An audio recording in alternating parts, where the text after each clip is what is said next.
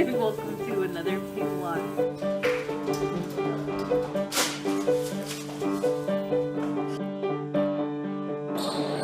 you go. Good job, bro. Today, if you were following me on Instagram and Twitter, and those are the only two places, you would know what I'm going to talk about today. I'll be talking about my alma mater, James Madison. There are some celebrities on campus. Right now I'm thinking about Elias.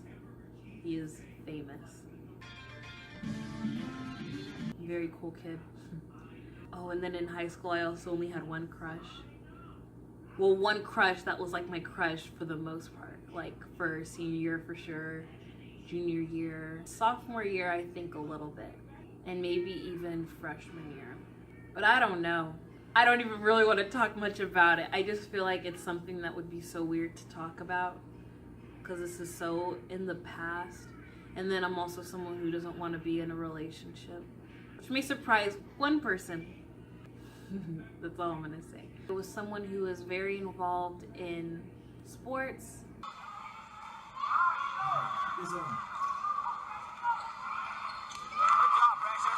I liked math.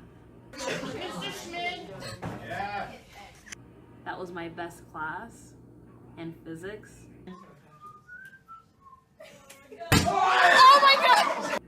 And it was a shame because I didn't take, I say it's a shame because it used to be the most frustrating thing for me, but that would have just been another thing I had to drop. What I liked most about high school, I would have to say would be the classes. For junior year for sure, I loved Mr. Harris's class. US history was hilarious. It's the best class. And it was the first time I was really into a class. I remember there was one Instagram post I had.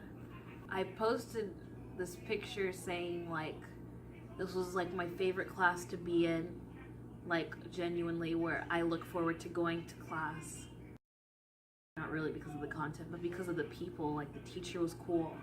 Once he played like the guitar, I thought that was really cool. All right. I'm Woody Guthrie. And then our class movie was Big Hero 6.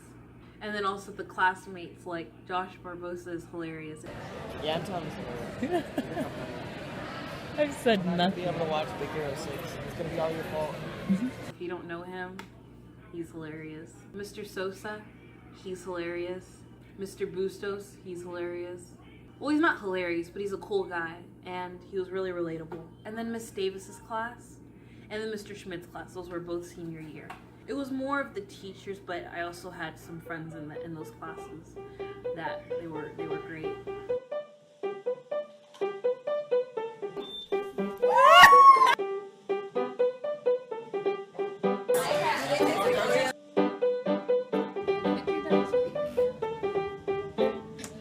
I also liked I liked flex period.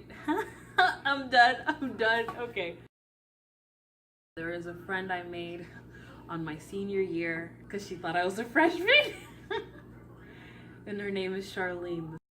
She's one of my best friends that I made in my darkest times, and that's something that I value so much. And knowing her now, she is blossoming. I'm so proud of her. But that's not the main idea. This is kind of where this all got started, and I've already tweeted about this. What happened earlier this week, Sunday evening, midnight really, going to be Monday. I ran into an old friend, an old teammate. We had a very short conversation. It left me thinking, what impression have I made on the people that I don't talk to anymore? Not talking to former schoolmates is not the only form where I like being by myself. Even family, sometimes there's a group chat on WhatsApp, or sometimes they'll actually physically be here. But I was so, and I still am, I'm so into journaling. And it'll take like about 30 minutes on average for me to just be by myself and write down everything, because I'm very detailed, especially when whatever I'm talking about is like really big on how I've changed or the way I see things differently. But I had to learn to put that stuff aside and try and spend time with my family. Because at the end of the day, it's not just my life that I'm living. There's other people who, my cousins especially, they want to hang out with me or talk with me, and I can't just keep like I guess it's marginalizing because I'm putting them to the side. Although it's not as serious as marginalizing. Marginalizing is saying you're not important. Oh, well, that's probably what I was doing, and I have really stopped doing that. Especially when I was in Baltimore, meeting cousins for the first time. I didn't have a lot of time to really just be on my phone or be on social media or doing my own personal projects or journaling. I have to divide my time and be generous with the time I have with them. And then another thing is, I haven't been talking to people, and I'm sorry. I like being by myself. I like being alone sometimes more than I like being with people. So I forget that can be misinterpreted. That's too bad. Me enjoying my independence and just being on my own and loving it, it's taught me a lot from my experience with how it's important to value people, not because you need them, but because being in a relationship with people means talking with them, hanging out with them, getting to know them more. It's important to divide your time because being so independent, so self-reliant, it can be selfish. There are extremes. You can be too giving, which I was at that place, which I think that's why I'm so in love with being by myself. Me being so isolated since graduating from Madison. It wasn't because I hate people. It's just I knew how unhealthy I could be with people. And I want to know myself. And I do know myself better now. That's why there are friends that I'm able to keep in touch with, and even newer friends that I'm able to maintain, when usually if I'm making a new friend, it's hard to maintain friendships. I'm just not really great at that. It's something I'm working on, and I actually have a friend who we're supposed to be calling each other at least once a week, but that hasn't been happening in the last month. And it also helps if the friend is understanding about how I am. I tend to maintain are similar to me where they don't need the daily talks or something like that. So it's really cool to have friends like that. I was someone who would always try and be there for people. I barely knew myself. This was in high school, this was in a little bit of college, and this was still even in community college. Because I'm a natural people pleaser. That was my main burden growing up. That's why if I feel like I'm getting bullied, I wouldn't say it unless I can't handle it. And it would really just be in that burst, but I wouldn't do it in a controlled manner. I can give you several instances when I had not really an outburst. It's just sad. I'll be specific. I've been honest before with how being at Madison has been the place that I've had a lot of not good times. Playing sports, especially playing basketball or volleyball, but I did basketball for 4 years. There are times where I just couldn't handle the way people are. I was someone who would rather keep the peace and suffer than be by myself. Maybe it's because I'm an ENFP. I know it's an ENFP thing to like being around people. It was very unhealthy for me. Playing volleyball, I realized that I was doing something that I knew I was not that into, especially with the pressure that was coming with it. It wasn't internal pressure, which I think is a little bit more healthy than external pressure. I mean, actually both pressures can be healthy, but sometimes, depending on which person you are, once again, me being a people person, external pressure I think it wasn't healthy for me. It wasn't positive reinforcement for me. And then you might be someone who's a loner person, right? So internal pressures would be more unhealthy for you than external pressures because they might not bother you. You don't care. But what I've learned is there's a golden mean. You don't want to be excessively or barely. You don't want to be on any extreme. You want to be in the middle. It takes wisdom. takes understanding to know where that is, where that middle is. And you have to know yourself, and then you have to get to know people to know where that middle is. I didn't really get time to know myself in high school. In the summertime, though, between graduating and my first year at Baylor, I did get to spend a little bit of time getting to know myself because of listening to 21 Pilots and really trying to examine, like, why would he sing stuff like this? Because at the end, I liked the band still. I didn't give up on the band. I really had to spend time to know myself and to understand him better. I do think it's important to connect with people, but depending on where you are on the spectrum, whether you're a total loner, which I have been for a while, or if you're a total people person and you hate being by yourself, you need to find the middle, and it takes stretching, a lot of willingness to stretch as well, but don't get stuck at one end of the extreme. I'm realizing that, especially with this YouTube channel and with friends who might see these videos and are like, why is she talking like this when she doesn't even talk to me? I can understand how hypocritical it sounds to talk about how to treat people, and then here I am not talking to a lot of people. I'm still in the growing stages. I'm someone who just wants to share my growth. So don't get mad. Get on Snapchat and we can talk more. We can connect there.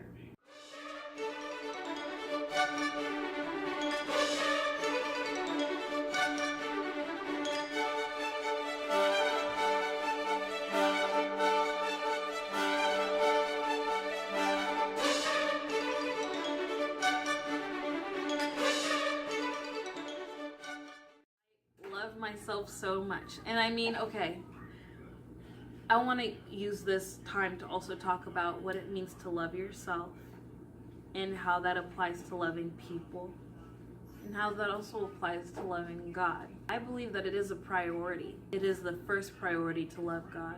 Well, what does love mean? Love means this devotion and submission to making someone else happy. That's just off the top of my head. I'll throw up a dictionary definition. To love God would mean to really submit to Him and be devoted to making Him happy. And the Bible doesn't say happy, but to please Him. You want to please Him. The reason I say that that's a priority is because if you can't please God, who is the creator of all things, then you won't know what is good. Even harder, what's good and what's the highest good. It's difficult to make those distinctions, and that's when people sort of end up being mediocre, even though they're on the high end of being mediocre, if we were to have a scale. It's a priority to love God. The Bible says, love the Lord your God with all your heart, soul, mind, and strength, and love your neighbor as you love yourself. Give me a moment. Alrighty. I'm bringing my teaching tool back. So, I believe there's a hierarchy.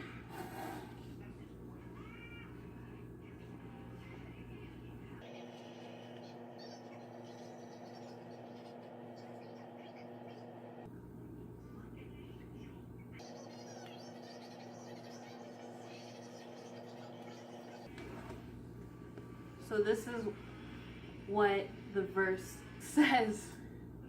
It says, love the Lord your God.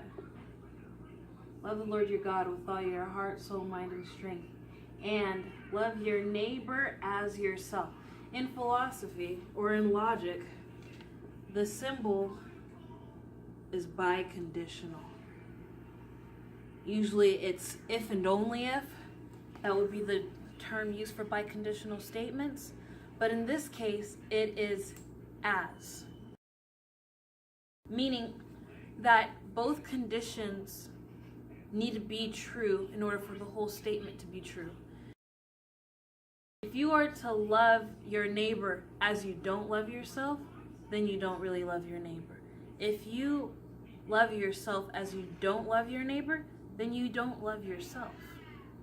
What? That didn't make sense to you? Nope. Okay, let me try again. Well, first there's the conditional, which is love the Lord your God.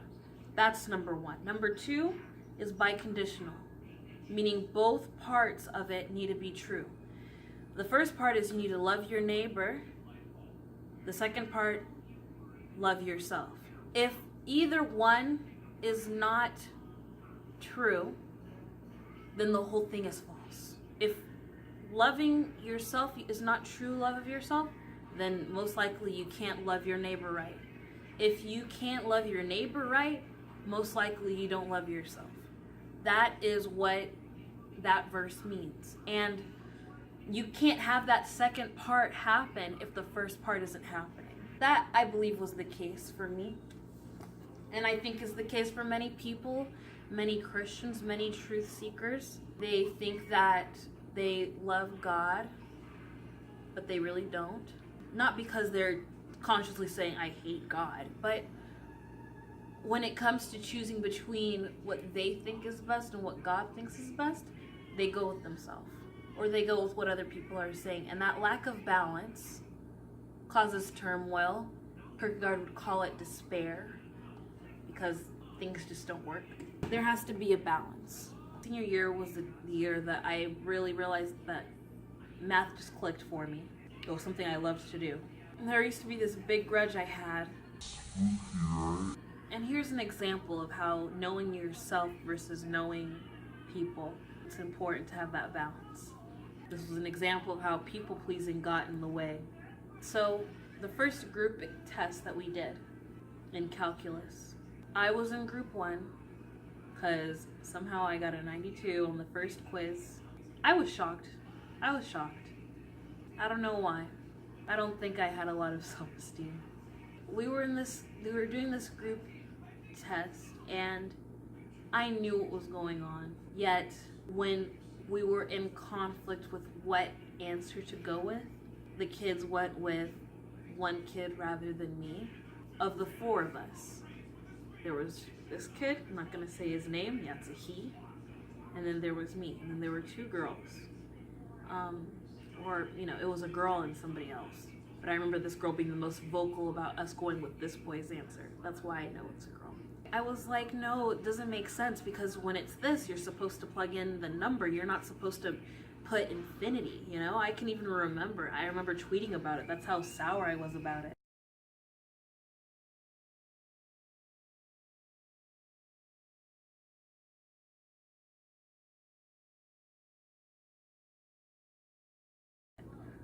It's really petty, but that's high school me. And then when we got the tests back, right? Because we turn in all of our tests, and what we do as a group is we're supposed to agree, because the teacher picks which one to grade randomly, but everyone gets that same grade. So you want to have the same answers as everyone in your group, because if you got a question wrong when everyone got it right, they'll get mad at you.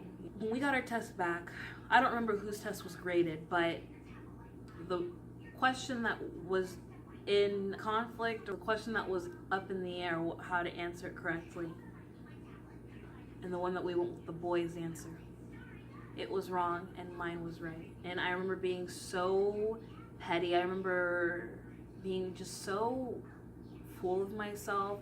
It was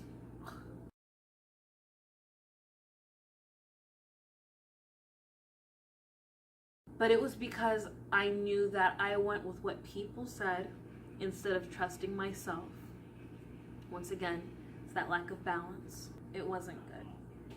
Because instead of just accepting the grade, I was acting petty. And I know that that's typical high school behavior. It's something that's expected, but it's still not good. There has to be a balance, y'all.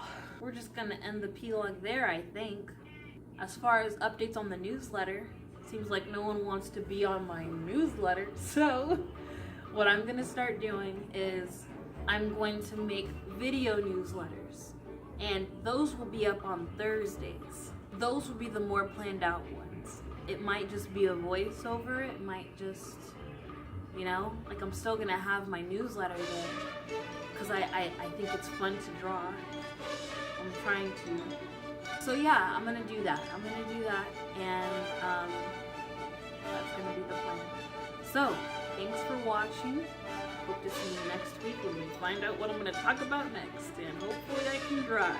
And hopefully it won't be raining so I can talk outside because I like being outside. Okay, bye.